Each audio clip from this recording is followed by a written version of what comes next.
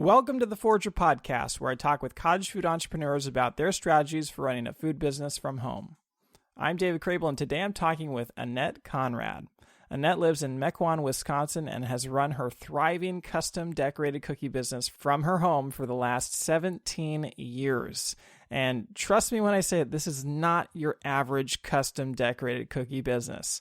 Annette kind of stumbled into cookie decorating in the beginning, but once she put herself out there, more and more orders kept rolling in. And after a couple of years, she decided to build a commercial kitchen on her property. Today, she still operates from that kitchen, but she now has a team of people who help her, and she has made cookies for dozens of brands, including Amazon, Google, Dropbox, Pinterest, and Dell, just to name a few. You would not believe the size of orders that Annette currently handles. Sometimes she and her 2 employees will make up to 2,000 custom cookies in a single day. Now, that all sounds incredible and crazy, but the real question is, how did she get to this point, and what can we learn from Annette? In this episode, I decided not to focus so much on the technical aspects of her business. We didn't really talk about how to make cookies or pricing or things like that. Instead, I asked Annette about her business decisions, how she markets herself, how does she network herself, how does she think about her business?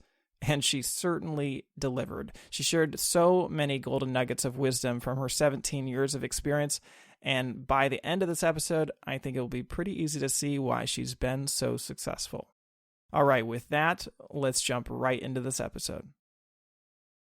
Welcome to the show, Annette. Nice to have you here. Thank you so much, David. I've been looking so forward to our conversation. So thank you for having me.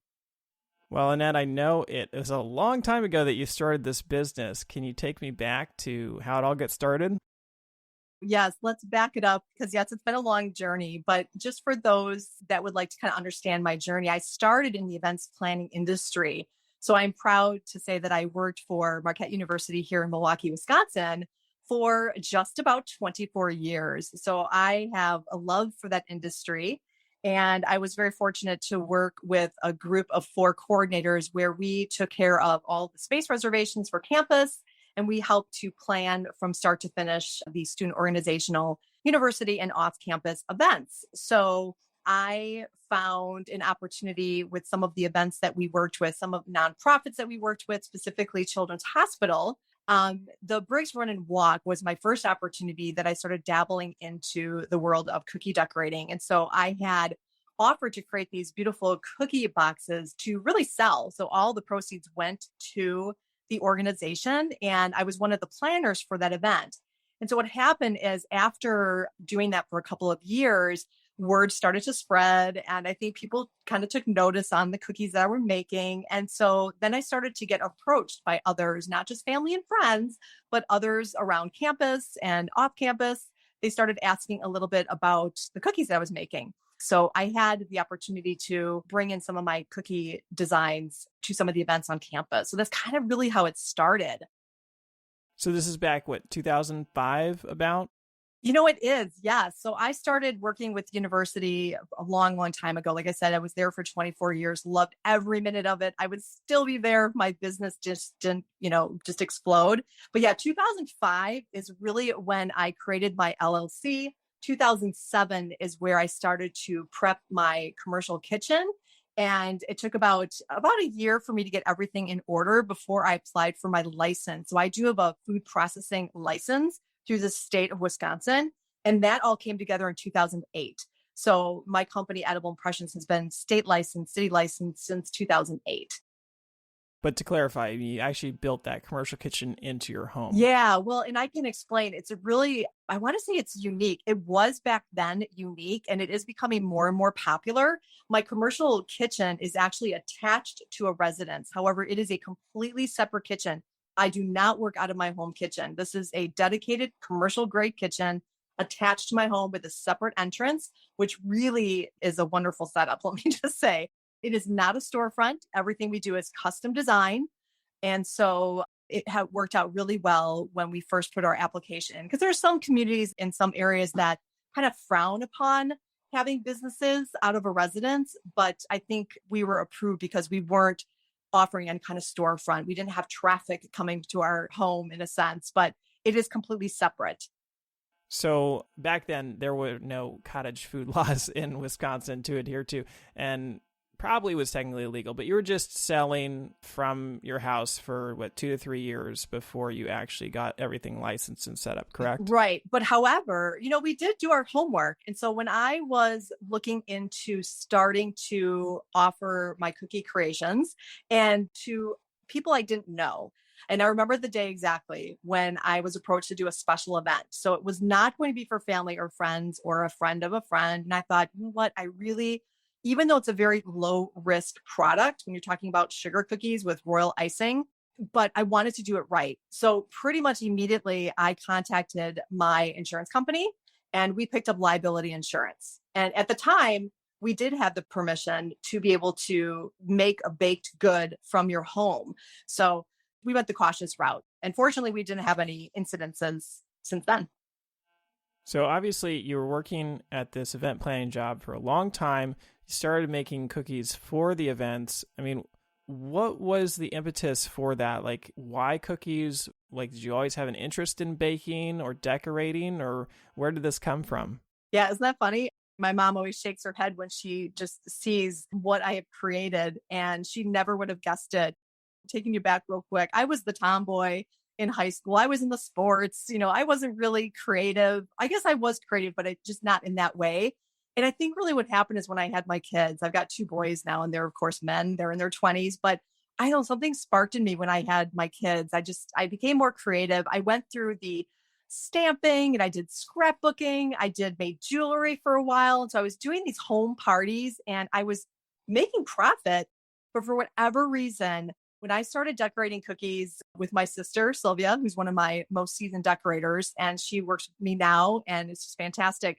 It just stuck. And then I just realized that I've got something here because people started calling me. It was so funny. They would call me in the middle of the day at my full-time job and ask me for cookies.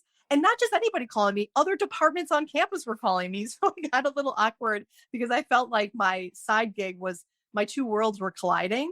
But no, I was not, I'm not that typical, I used to bake when I was 10 with my mom and, and all that. I never, ever thought as late as I started that I would be a baker.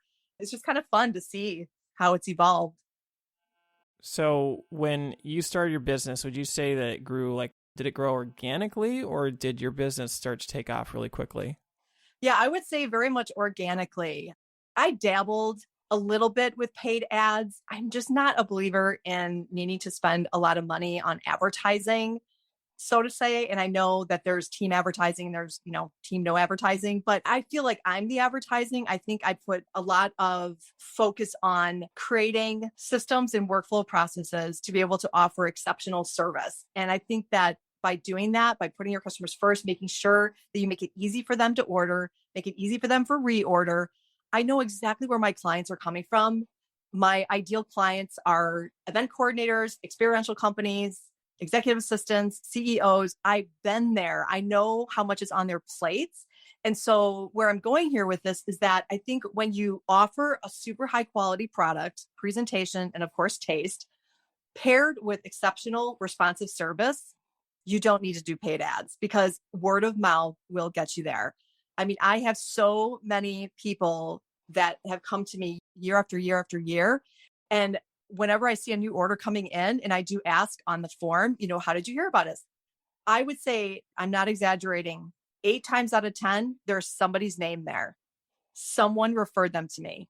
So I think there's a lot of power in word of mouth and organic reach and just being, responsive.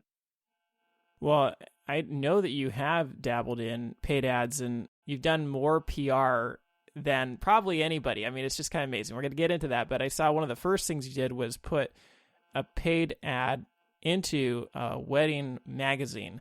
I don't know if you did other magazines, but would you say, I guess based on what you're saying, that did that not go so well? Oh, I'm so glad you brought that up. I almost forgot about that. I remember that. That was years and years ago. And you know why I put that in there? Because I felt like I had to have some type of printed piece. And it was really nice. And it is really nice to refer back to that piece because it does offer you a bit of credibility. It gives you exposure. But did I get my return? I would say no. I mean, I've actually done wedding shows where I've spent hundreds and hundreds of dollars on these shows, and I stopped doing them only because I wasn't getting the return. I got a better return doing experiences like this, reaching out to people one on one, sharing my story, doing my Facebook group. I mean, it's amazing. And actually, the shows that I did, here's something that I tell people: if you are going to be going into shows, make sure you not only take care of your attendees, but make sure you take care and introduce yourself to the vendors. Most of my business that came out of those wedding shows that I did were the fellow vendors that were there. So it's really interesting. And I'm not saying like paid ads is not worth it, but you need to figure out, what is your unique offering? Where are your people hanging out? So for me, my ideal clients are not hanging out at shows. They're not reading magazines necessarily. They're on LinkedIn. They're reading, they're engaging, they're doing webinars, they're doing networking things. So that's where I kind of put my time and my money, if you will.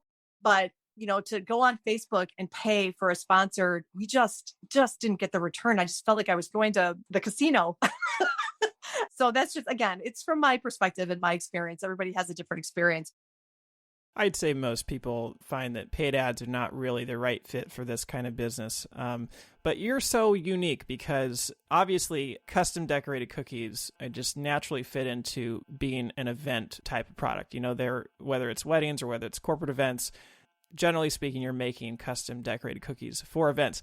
But few people have the extensive background in event planning and coordinating before jumping into their cookie decorating business. So how do you feel like your experience and your knowledge and familiarity with the event planning space affected how you built this business? Definitely. And I think that that's something that someone can definitely learn. But yeah, my experience in event planning, as I briefly touched on earlier, is that I understand where those folks are coming from. So I can kind of speak their language. Number one, I know that they have a lot on their plates. They're extremely busy. I know they need to report back to either a director or they might need to report back to a committee of planners. And ultimately, they may have a customer. So there might be layers of approvals in that. And so I get really excited when I talk to those folks because, like I said, I know where they're at. I know what they're thinking. I can speak their language. I can reassure them that I understand that it needs to be high quality. The presentation needs to work. It needs to be on time so I can ease their mind about being on time, and also the follow through. So there's all those pieces. Like when you think about how do you plan for an event, I kind of think about all those things. I put myself in my event planner shoes. And then after that, I put myself in the guest shoes. So how do I want that presentation to look? And I know in one of my other interviews, they said, boy, you're asking a lot of questions. Like, these are cookies. Why are you asking all these questions? But I think that's what differentiates. And I think it surprises people. And I don't ask them questions that are not applicable. The more information you share with me, the better I can propose a presentation that will be the best for you. I've had people come to me and say they want clear you favor bags and they want a ribbon and a tag to find out that they're actually going to a trade show. So before I hang up with them, before they realize that my price per favor bag with a ribbon and a tag is too much, I can kind of sense it. I can hear it in their voice. I can kind of sense that may not be the right presentation. So before I get off the phone with them, I say, well, do you also know that we offer platter presentation size cookies? This is how they're presented. And so all of a sudden, I'm paying attention. I'm listening to what they're telling me so that I can quickly offer something else. And I think that comes with, the experience of being a planner, because you need to be quick on your feet. You need to have a response. It needs to be realistic. But the bottom line is these folks just want to get things crossed off their list. And if you make it easy for them, it's going to be a yes. The problem, obviously, with the pandemic hitting, you have such an event-focused business, and obviously events went away during the pandemic. So how did you deal with that? Yeah, I think in the last couple of years, it kind of forced us to stop and reflect a little bit. And I'm actually pretty grateful. We are one of those businesses that came out ahead after that incredibly challenging time. And so what happened is, prior to the pandemic, I was teaching and I was doing classes, but they were more free-form classes, large groups. I was doing smaller, intimate teaching of decorating classes, and of course, still providing all those custom designed cookies. And we were doing corporate special events, But what happened is we lost all our business, 6 weeks of business, crickets, because essentially at that time, my business was special events, in person teaching. All the corporate events that I had, we're talking hundreds and thousands of cookies, went away.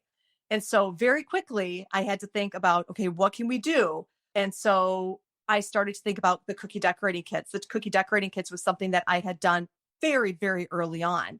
Stopped doing them because at the time when I was doing them as a hobby, it wasn't for my ideal client. Well, I brought it back and I said, look, so our corporate folks, everybody's going home, everybody's working remotely. Why don't we offer virtual cookie decorating experiences? So that's where we really got our head above water. And now I haven't looked back. At the time, we were doing everything and everything. We were doing, and we still do dabble, if you will, but now I'm really zoning in on not only my ideal client, but we're zoning in on our best sellers. So cookie decorating kits, corporate logos, gift tins, platter presentations, and virtual experiences. And so by doing that, we are working less. We are more efficient. Our price points are higher and we're getting larger volume. So if your audience does not take one thing from this podcast episode, is please narrow down your offerings. Please don't feel like you need to be everything to everybody, because for years I did that and I was working hard. My team was working hard. We had lots of late nights, lots of late weekends, long weekends, and you don't have to do that. So you're going to do yourself a big favor if you take some time and figure out what differentiates you from other decorators. Figure out what it is you really like to do. Like what lights you up? What kind of cookie designs? Don't make it complicated. The more complicated those designs are, the longer it's going to take, the more equipment you're going to need, the more supplies you're going to need. And then the likelihood is you may not be able to train someone else to do that. So if you can imagine, now I have a team and I can teach anybody to put cookie decorating kits together.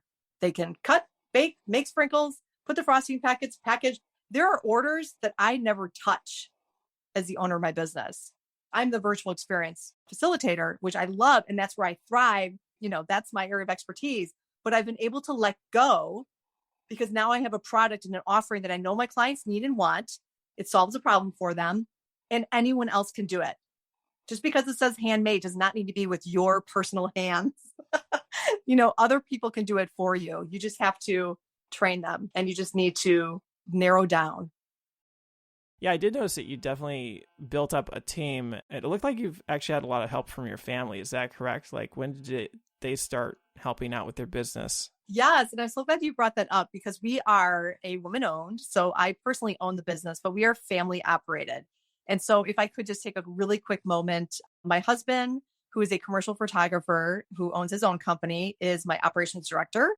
My two sons are involved on a part-time basis, one in the marketing realm, who's kind of my big picture. I love that. He kind of foresees things coming. And then my other son helps operationally on a part-time basis. And then my sister, as I mentioned, Sylvia Schwartz, is one of my seasoned decorators. I've got a wonderful decorator, very talented, Jasmine Hanneman. And then I do bring on a few folks seasonally. So as the business picks up, I will bring people in. For instance, last October through December, I think I brought on 4 additional folks to help. We had a very large gingerbread kit order to get out. And then I have my nieces and nephews. I believe it or not, we are very, very family run. And then I actually this last year, which was really exciting for me, and I'm actually in the works on collaborating with an assistant professor at Carroll College, hopefully, to bring on an MBA student to come up with a marketing plan for our company. So, you know, something that is we're just dabbling into. But this past year, I had a high school student who did an internship with me. So it was a paid internship, but she also got credit. So really, really wonderful. But I love that we are family operated. And a lot of my clients love that. They look for family run and women owned businesses, which is really refreshing. But I could not do what I do without my family and my baking associates. They're fantastic.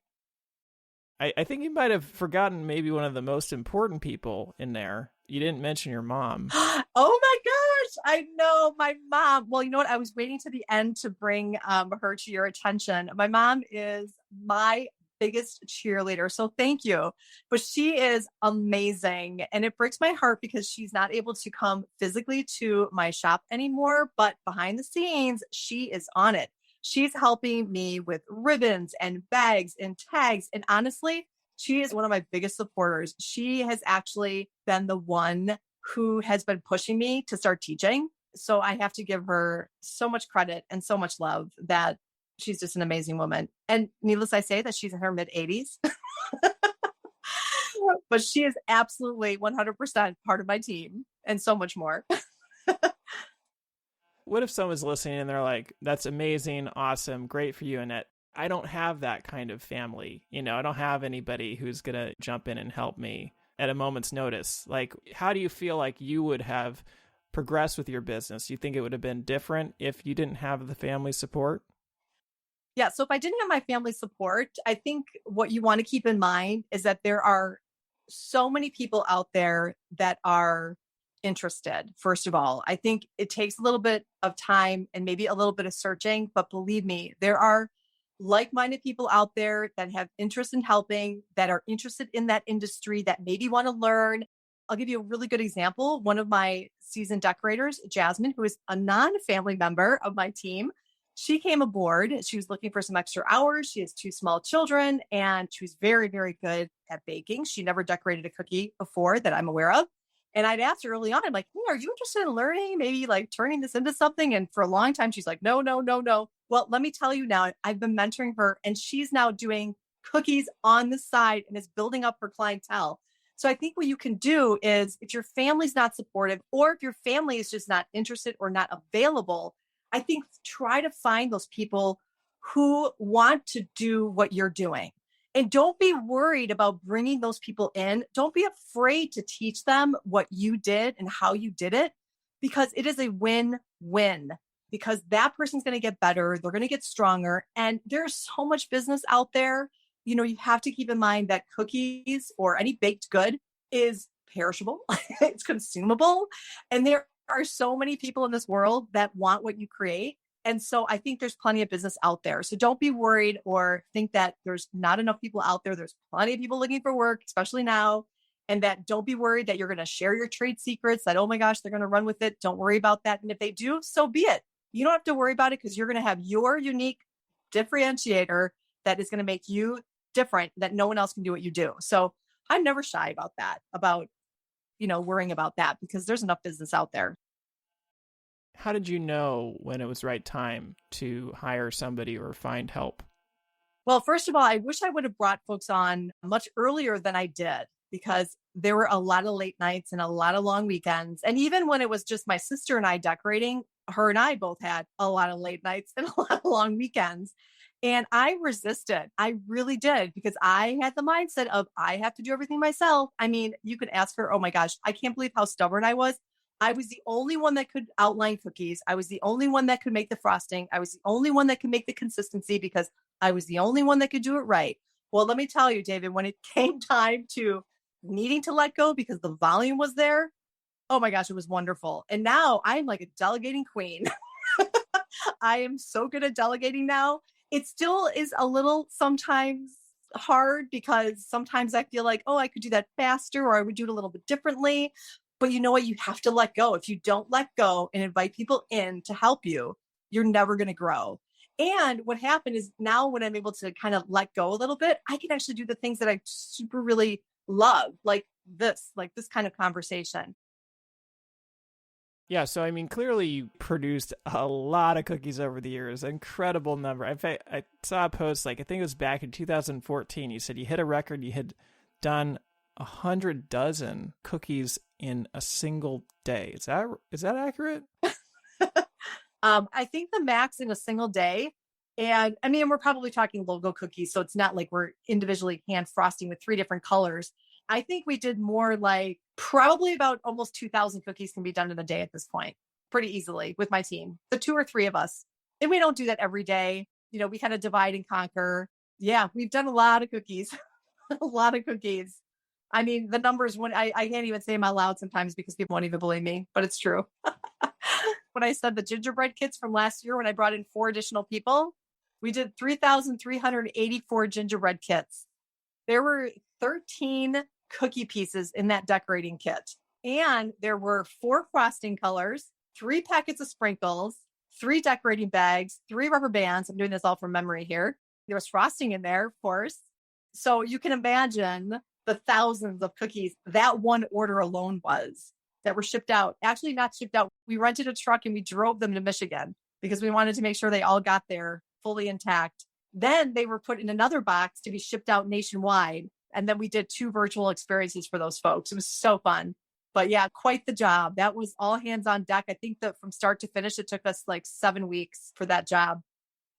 Wow, that is crazy. I wanted to ask you, like, when you built the commercial kitchen in your home, did you feel like you needed that in order to handle the demand, or were you just trying to make yourself more legal? Like, can you take me through the trajectory of your business over the first few years? Oh, sure. Yeah. The first sign of, okay, we need to move this operation. I remember it very clearly when my children were quite small. I remember because my entire home kitchen was completely covered with tablecloths, with cookies on every shelf.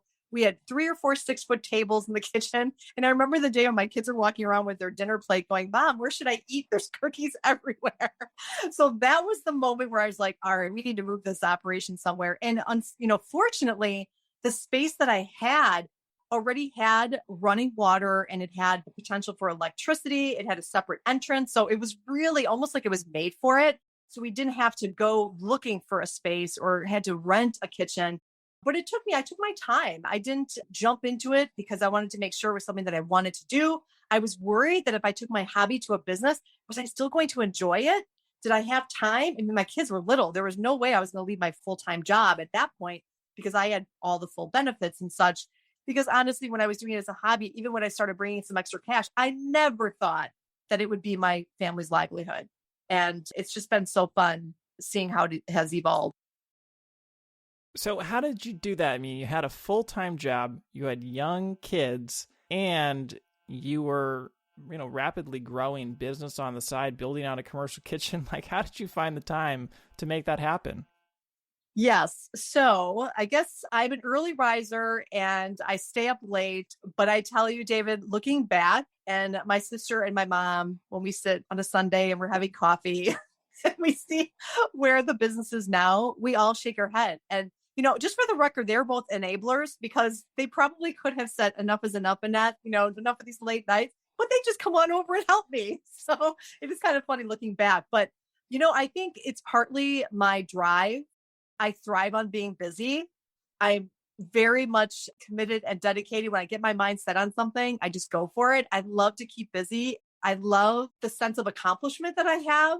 And, with the cookies and what I do, it's just so rewarding to see that it's so much more than just a cookie. That interaction I have with my clients. And then when we actually come up with the design and the packaging, and then it gets shipped or it gets delivered, and then they receive it. And then they send me pictures of them in action. And then when I do that post follow-up and they tell me how amazing they were, that makes it all the worthwhile. But yeah, it was a lot of work. And I do regret a little bit because there were family functions and there was times not spent with my kids. And so if I could go back. So again, for those folks just considering, if you have small kids, please just don't be in a hurry. The cookie business will be there for you when you're ready. So when I look at Jasmine, she's doing it really well and she's doing it right. She straight out said, you know what? My kids are young. I want to wait till they're in school. And now a couple years later, now they're in school full time. And so now she's realizing she has a little bit more time to dedicate to the business, but she took it slow. So I noticed that, you mentioned that you obviously focused on event planners, but you also clearly had a very strong focus from the beginning on corporate cookies, logo cookies. Was that intentional focus of yours, or was that just something that, came your way based on your experience?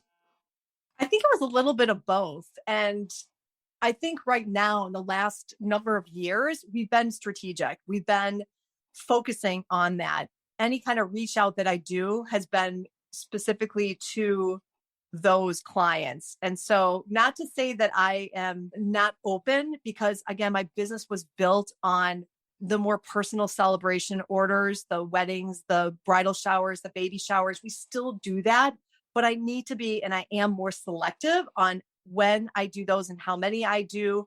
And I've set minimums for those. I have to, because I can't be everything to everybody anymore, because the corporate orders, when you get into that business, is going to be higher volume and it's going to be more often. And it still can be a complex, but there's that fine balance of offering a beautiful decorated cookie, because it's not only logos, but it's also hand decorated too, but also being realistic that, they're not always looking for that intricate design.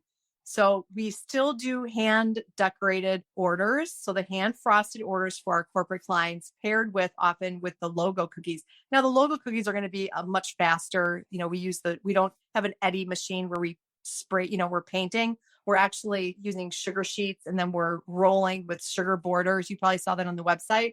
But when we do, for instance, it's not uncommon that we will do a pillow box presentation, which is 2 logo cookies and 1 hand frosted cookie, in all individually heat sealed in a box with branding on it, that's being shipped out to individuals.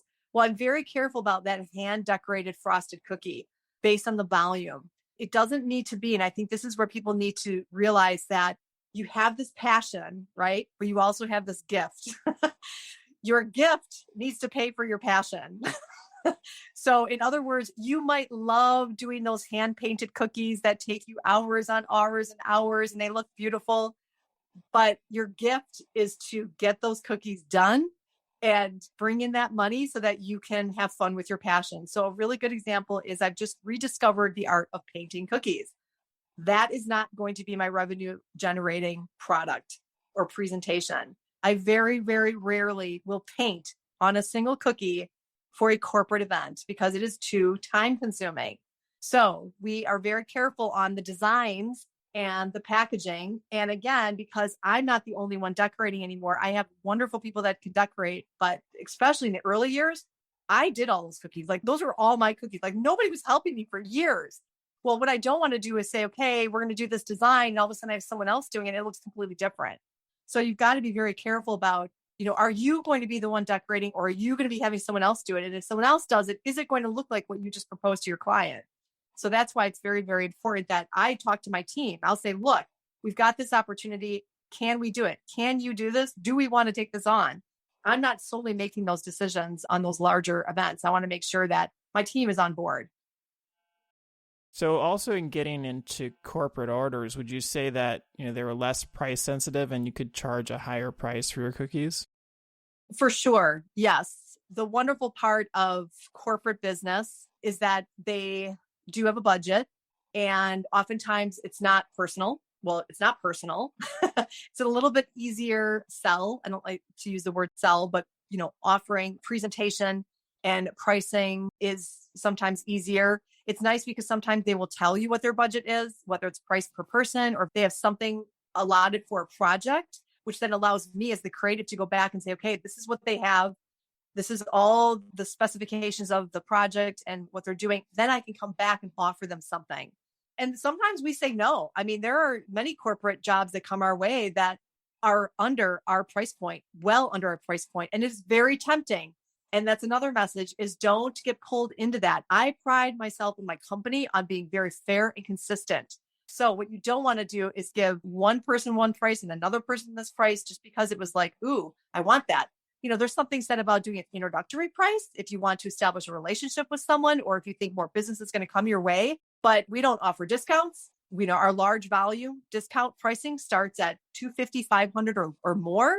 So, we've got our set pricings, but again, we use variable pricing, which allows us to have a little flexibility so that we can take the variables of that order, the quantity of designs, the size, the packaging, the delivery method, the decorating technique. So I don't bother my client with all those variables, but in my mind, I'm figuring out, okay, how easy is this going to be to get done? Can I buy the supplies on bulk pricing versus a la carte? So once I kind of get a handle on all those variables, then I can offer the best price. And I feel good about that because I'm pricing it based on their needs. And it's always worked well for me to be able to gradually increase over the years. But you don't want to get yourself locked in on a flat rate pricing because that can actually cost you too. So I know you've worked with a ton of different businesses and brands. What are some of the most notable brands you've worked with so far?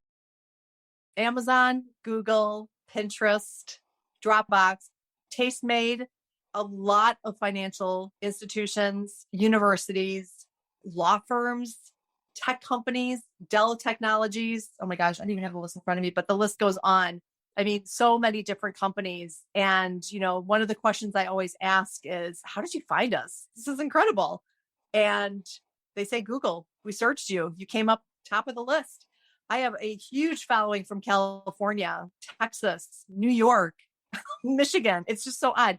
It's not odd, but I think the reason why we're getting such good exposure is the website has been around for many, many years. It's kept up to date. We take advantage of those SEOs, so search engine optimization. I spend a lot of time making sure that that information is up to date and accurate. I try to find opportunities, all the organizations that I either donate to or collaborate with. I link back to their organization, they link to me. So that helps bring us to the top. But I think just because we've been around a long time, reviews are a big thing. So I think that these recognizable companies are finding us because of all of those things. And also because we just do really good work. I think the companies are just looking for a one-stop shop. And that's what we offer. We make it very clear when you hit to our website, this is what we do, this is who we do it for, and this is how easy it is to work with us. So I think that word spreads like that. Wow, that's fascinating that people are finding you through Google because you started this website so long ago. I mean, I know you do a lot to maintain it, and that's essential. But a lot of people starting today could create a website, maintain it, and everything. They wouldn't be able to attain the same search engine rank that you have. So it's great for you. And I've had other guests on the podcast. They started over a decade ago, and they swear by SEO. But I'm not seeing people these days that are really doing well on the SEO front and the website front. So is there any advice that you have for somebody who's starting out today, like who can't, tap into that decade plus of search engine rank in order to get in front of businesses and get those contacts, get those leads? Yes. So I would highly recommend LinkedIn. So LinkedIn is one of the platforms that I will spend, and it's going to sound really strange, but I go on LinkedIn twice a week for 15 minutes. It doesn't sound like a long time, but there's reasons why I've kind of minimized that time because much like Reels or TikTok for other people, LinkedIn is where I can get lost. But LinkedIn is a great place because that's where your corporate folks are hanging out. They're not talking about their vacations. They're not talking about what they ate. They're talking about business, and they're talking about finding solutions for the problems that they have. And so when I'm on there, I'm very strategic. I'm not just reading articles and liking things. I am looking for companies that may find value in what I'm offering. But most importantly, what I'm doing is when I have a lead or when I have someone who reaches out to me, I go follow them on LinkedIn. I follow the company on LinkedIn so then I can find other companies like them. So there is some opportunities on LinkedIn. Again, I don't pay for LinkedIn advertising, but if you're on there, the biggest thing you can do is when you put in your headline, rather than put which is right underneath your name. So you want to put a picture of yourself so people can see your face. But under the headline, what has worked really well for me is I took off owner edible impressions and I exchanged that for, and you can go look at it. It says, showcase your brand with custom designed cookies and virtual experiences. So now whenever I comment on something, that shows up right underneath my name. So then people will see that, they get curious, then they click on it, and then they discover my business. So I would say if you are heading towards a corporate world for your cookie designs or whatever baked good or handcrafted item that you're doing, LinkedIn. I have an Instagram account. I spend no time on Instagram. I created it. I was on there every day thinking I had to post. And what am I going to post today? I got pulled into that. Oh, I need to post every day on Instagram. I don't think I've gotten any of my big clients from Instagram. So my people are on LinkedIn. And then don't undervalue your family and friends. Make up some postcards, do old school, give out some postcards and business cards to your family and friends, challenge them to give them out. And then you never know who their friends know, who their friends of friends know, their neighbors. There are a lot of companies that I work with now that are my neighbors. And so because for years, I never even knew I had this business. And now I have my neighbors coming to me all the time for the company orders. Yeah. And then finally, here's a nice little strategy, one really quick. When you do give out a cooking order, hand out a postcard with your information. But here's the thing, when you give it to that client, don't give them one, give them 2 or 3. because they're going to keep one themselves. They're going to hand out the other two. So there's little things that you can do to kind of help spread the word. It's interesting that you haven't found a lot of success on Instagram. Not so much that you haven't, but because at least on the Facebook side of things, it seems like you put quite a bit of time and effort into social media. I mean, you have over 6,000 followers on Facebook, and it just seems like you post a lot on social media. Well, and it's funny, if you look at when I posted that, I post very occasionally on my edible impressions page. I've been posting more in my Facebook group, which is Cookie Decorating Hobby to Business 101. But it's really interesting. I used to post every day. And not to say that I'm not on there, but think about it. I've been in business for 17 years and I only have 6,000 followers. I mean, that's not that many. For the longest time, I was at 3, I was at 4. I mean, I never even focused on that number. In fact, before you said that, I didn't even know how many followers I had, because to me, that number doesn't mean much. I mean, I got lots of likes and comments and things, but they were never my customers.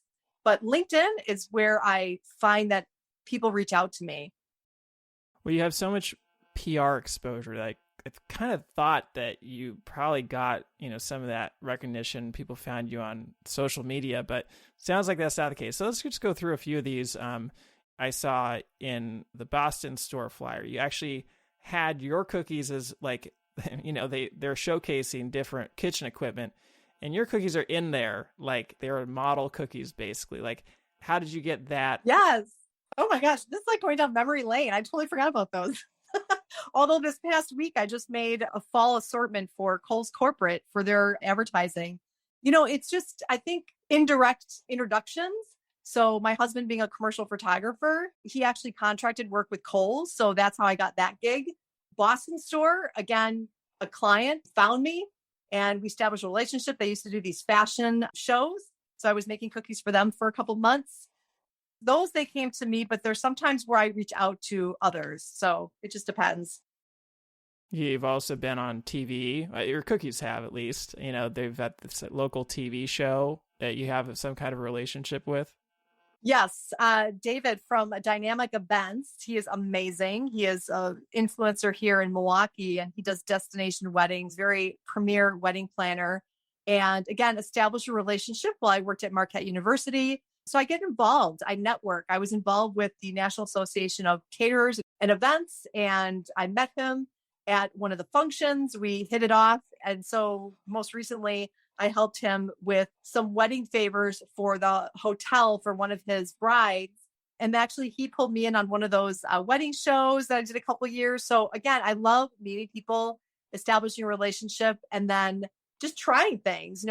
I'll try it and see how it goes. But yeah, we're friends, and he's on this spot on the local news. And I get super excited when he calls and says, "Hey, Annette, I need some cookies for my show." I'm like, absolutely. Again, I think, he sees me as a go-to person. He knows he can rely on me. He knows I'm going to get it done. He knows they're going to be beautiful. So, just make it easy for people. Well, I wanted to cover one more thing here. I see you've been listed as best for events in Spruce Eats. How did you get that? Yes. In fact, you know what? They tracked me down. I didn't even know that they selected me for that, or my business for that. I think somebody sent me the link and said, "Did you see this?" And I said, "Nope." So I think, I take that with a grain of salt, because obviously the person who wrote that article, I don't think maybe ate one of my cookies, maybe tasted them, but I think some of those articles are written by journalists that go surf the web, and I think they do their research and they do some comparison. But did I have a conversation with them? No.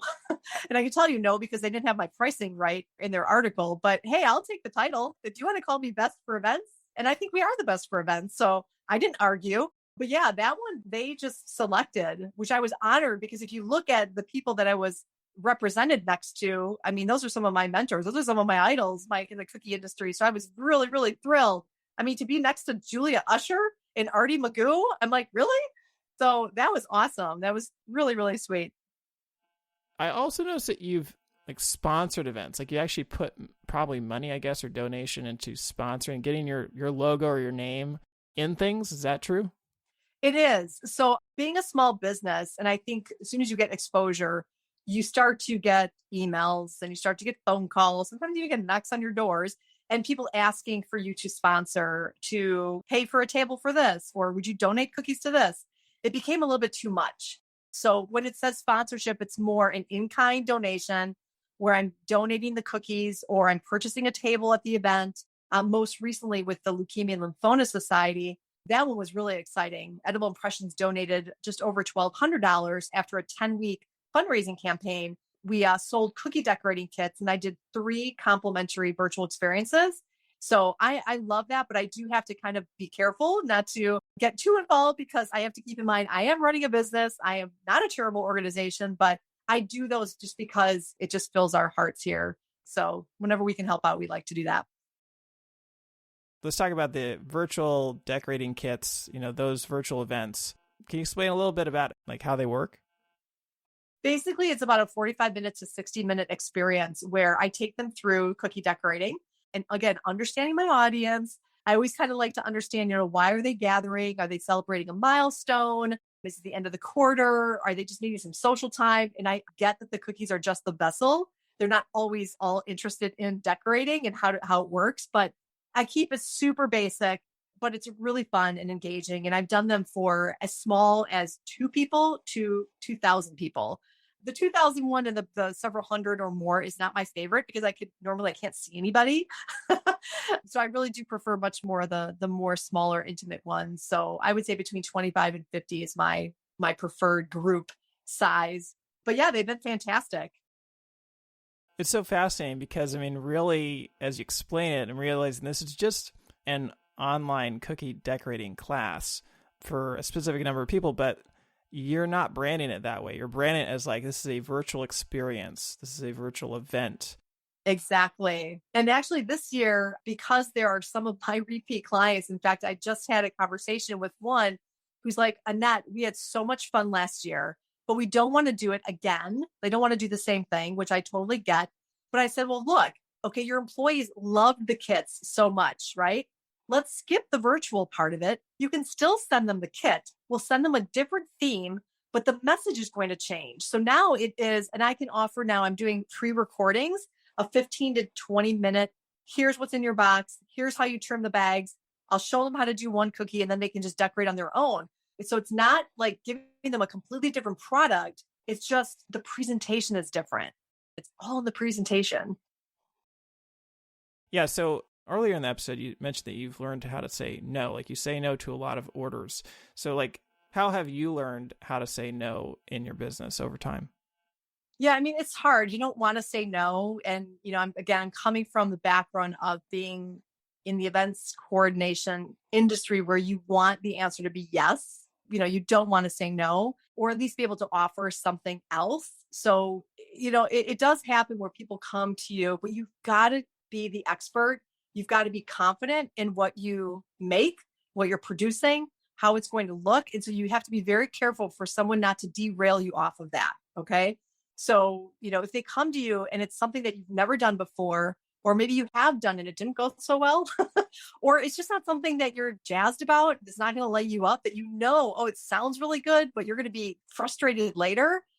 Those are the kind of jobs where I'm like, it's just not something that we're able to do. I'm very professional, very eloquent on how I will respond to that person. There's nothing wrong with just letting them know that you don't have to always explain. You can just let them know that you don't have time in your production calendar, or you could just be transparent and just say, we've got a lot of pride in our cookie presentations, and that's not a presentation that we have found that has worked well. So, if they want to put a certain design or a shape, like if they want to ship a particular shape and you're telling them it's not going to make it, it has a high risk of breaking, but they push you to say, well, that's okay. We don't care. We'll take the risk. That's when I put my foot down and I say, we really don't want to do that. We have, a near zero breakage record, and we're not willing to give up that high standard of being those expert shippers. As one example. So, I had a large job, and I was like, okay, guys, we can do this. We can do this. We have a lot of advance notice and we can do this. It was going to be a lot of cookies, and they were in the decision-making mode, and I followed up with them, and we were already prepping and deciding like purchasing supplies and things. And the closer I got to it, I was like, I just started to feel a little uneasy. I was feeling a little uneasy because even though it was going to be an awesome job and it would have like it would have been great. But what my husband brought to my attention, which I realized, but I didn't want to like really go there. He's like, when you say yes to this one, you're going to be saying no to all of our existing clients. And that was going to be the realities. I would have had to say no to so many of our repeat clients. And did I want to do that for something that was going to be really hard? And it was going to be a lot of late nights, and it was going to be renting a space, and it was going to be all these things. So I was so glad that I kind of put it in perspective with the feedback from my family saying, you know what? I called that client. I pulled myself out of the bid. And that was the smartest thing I could have done because 2 days later, I got another gig from one of my repeat clients. It was a pretty decent gig. And I was like, oh my gosh, I would have had to say no to them. So, you do have to say no sometimes and go with your gut. I mean, your gut is 9 times out of 10 going to steer you the right way. You're one of the only people I know that has been brave enough to face the shipping of custom decorated cookies. And I know you've done it a lot. You ship nationwide. Now you've got your commercial facility, obviously. What have you learned? Like, how do you get them to where they need to be in the heat of the summer or, without breaking? Yes, I'm so glad you brought that up because I do have a free PDF guide that your listeners are more than welcome to. It's my 5 tips on how to ship with confidence and zero breakage. So I do consider us expert shippers. We've been shipping since the day we got that state license, and we do take a lot of care. Number one, you want to make sure that you don't ship fragile shapes. If you think it's going to break, it will break. Just start right there. If you think it's going to break, it probably will break. So we're always shipping in a box. We've kind of figured out how many cookies go in a box, depending on the size and whether or not they have a tag or a ribbon. And, there's a way that you package the box. And we use UPS. I really do like working with them. They've been very kind and they've been very reliable. So yeah, if folks want to take a look at that, they're more than welcome. But it is a bit of trial and error. But even looking back, we've had very, very few incidences of broken cookies. We don't ship extras because we think any of them are going to break. In fact, I had one gal say, how many extras do you ship? And I was like, wait, we don't ship extras. And I'll send extra cookies. We always make, like, for an order of 100 cookies, we'll make 2 extra cookies. If they look good, if they're in good shape, then we'll send them along as little freebies. But the amount that they tell us to ship is the amount we're shipping. We're not anticipating that they're going to break.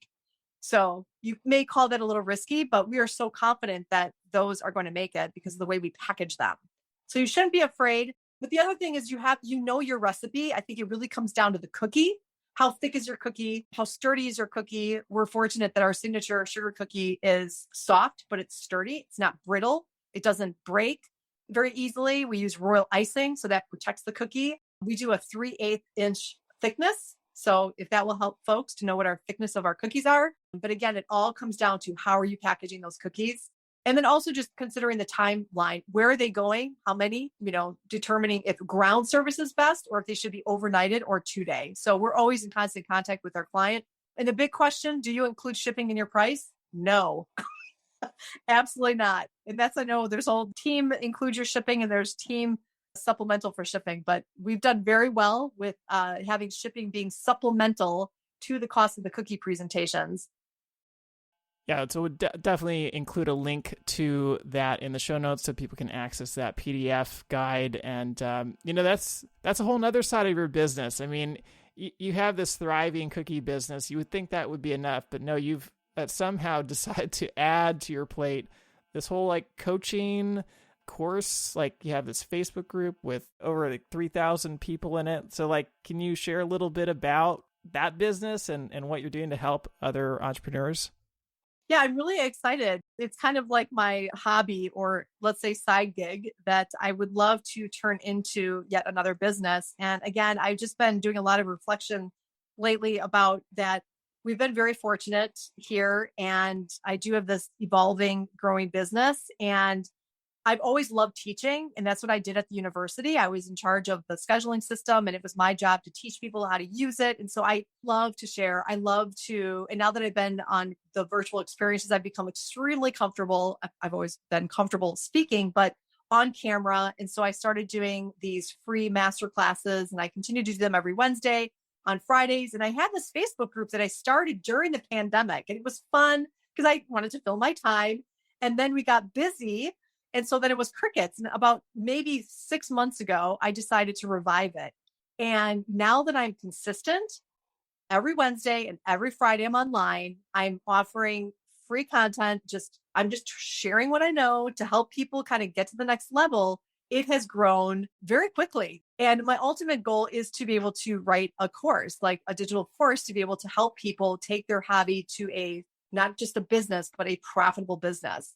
So it's very much the start. AnnetteConrad.com. I just launched my personal website. It is just a supplement to the Facebook group. So I welcome you to go take a peek there. And we're just talking all things for the love of cookie decorating. And then if you pick up a couple of golden nuggets here, every other Wednesday, I do decorating. And the opposite Wednesday, I talk about business. So it's been really fun. That group is called Cookie Decorating Hobby to Business 101. So you're definitely dealing with beginners, I'd imagine. So when somebody comes in, I don't know, what are some of the mistakes that you see people making when they're starting out? What is some of the advice you give to people who are just getting started? Yes. So my advice would be, you're on your own journey. Don't speed through it just because you see other people speeding through it. Take your time and just know that there's always going to be someone behind you. There's going to be someone right along with you, and there's always going to be somebody ahead of you. So you really have to stay in your own lane. I really would say that I think a mistake that folks do, not a mistake, but I would say if you want to avoid a mistake, I urge you to don't be everything to everybody. Figure out what you really like to do it really well, and then get yourself organized. Communication is going to be key. If you put your client first in all of your systems and processes, you are going to have a thriving business and you will succeed. So, Annette, you've been doing this for a long time now, and, your business is thriving like never before.